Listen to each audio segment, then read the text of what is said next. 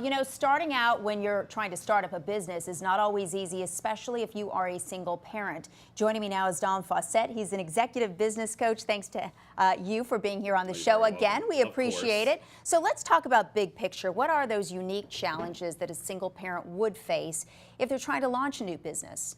Some of the challenges are, as a single parent, where do I get my time from, right? How do I make my dream happen but not forego my responsibilities as a parent? And one of the things that I've learned when I was a single parent was simply to include my children. As a speaker, I would take my children to different events, and they would get a better understanding as to what their father does. And why?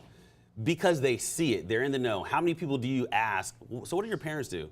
You know, I don't really know what they do, because they're not involved. And when you involve your children and you make it fun, they have a better understanding of what you do and what they can do to help you out along the way. So it becomes kind of a dual process. Oh, definitely. You do it together. Definitely. So let's talk about some of your tips that you advise single parents when it comes to that. Utilizing resources. What are the most needed resources at that point? So let's just talk about this. As a single parent, a valuable resource is a babysitter. It could be, you know, your parents, it could be your neighbor, but you have to cultivate relationships with people that are trying to do what you're doing, and you kind of offset that. So if today I'm going to an event, a networking event, I'm going to ask somebody to watch my children, and I'll do the same thing for you. So resources, and then online resources, how to educate yourself and utilize your home environment as best of your ability while your children are there as well. So it's all about networking, oh my even goodness, when you're totally talking about the kids. And I love the fact that you talk about incorporating them into what you're doing, because it's not only showing them what you do, but why you do it, which I think is really important, and trying to create that balance. Sometimes, even when you have that help, it still feels like the balance is elusive. Do you find that? Oh, yes, definitely.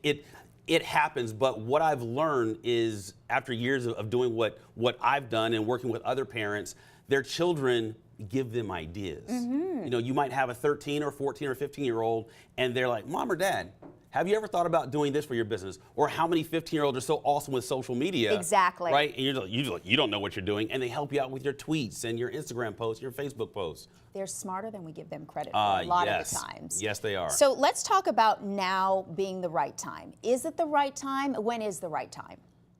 You have to ask, one would have to ask themselves that question. It's all individual. It is, because you might have a child who might need your attention, and they have anxiety issues going into kindergarten. That might not be the best time for you to start your passion or your journey and go down that road. Spend that valuable time with your child, and then when the timing is right, when everything's lined up, you'll get dialed in and you'll just feel it, and you'll know. It's that gut instinct that we have as parents. Intuition. So we're talking about all the things that you should do, but what about some things that you shouldn't do? Are there things that stand out? There are plenty of things that stand out. I think many of us, and I did this myself when I was a single parent, was I would hold on to the title of single parent. I was so much more than that prior to becoming a parent, and I didn't allow the fact that I was a parent, I didn't allow that to grow who I was as an individual. So one of the things we shouldn't do is focus on what we can't do, but focus on what we can do. And when I say we, the household, the collective, the union, on how to make this business and journey move faster and go forward. Well, talk to me about what you provide for single parents when they are starting out, and are there certain businesses that are more open to a single parent than, say, others, that are more conducive? What I provide is just insight, right? So as an executive coach, we cover the social media, we cover the tips, we cover that confidence building aspect, because obviously something happened for you to become a single parent. And it was typically adverse. So we get over that, get past that, and then focus on what we can do. And as far as businesses, better businesses to work with or for, that's all up here for the individual.